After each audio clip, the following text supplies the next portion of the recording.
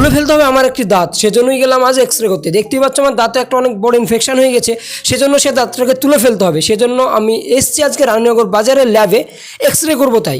তো দেখতেই পাচ্ছ আমরা অলরেডি চলে এসেছি রানীনগর বাজারে, আর যাচ্ছি একটা ল্যাবে।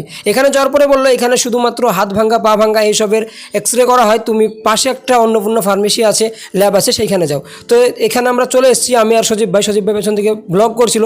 সামনে দেখি আমার একটা কলেজের বন্ধু, তাকে হাই বলে দিই, সে বললো পাশের ওই ল্যাবটাতে যাও, ওখানে গিয়ে করে নাও। তারপরে দেখতেই পাচ্ছ আমরা কিছুক্ষণ ওয়েট করার পরেই আমাকে ডাকলো, অ্যান্ড দেখতেই পাচ্ছ আমি ভিতরে ঢুকে পড়েছি।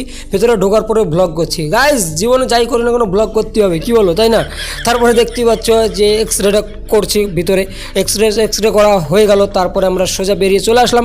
তারপরে সজীব বললো আমাকে একটু ওইদিকে ঘুরিয়ে নিয়ে এসো না, আমার একটু ইম্পর্টেন্ট কাজ আছে। তারপরে সজীবকে নিয়ে একটু ওইদিকে গেলাম। এই যে স্কুলটার নাম যদি কেউ জেনে থাকো অবশ্যই কমেন্ট করে জানাবে।